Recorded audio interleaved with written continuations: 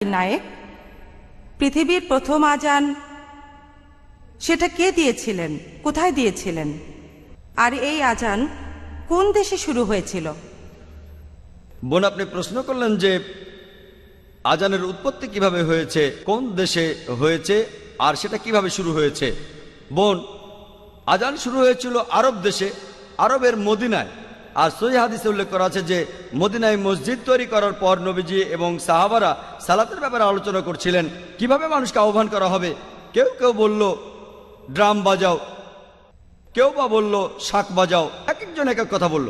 হাদিস বলছে তখন একজন লোক, সেই লোক তার স্বপ্নের মধ্যে আজান শুনল।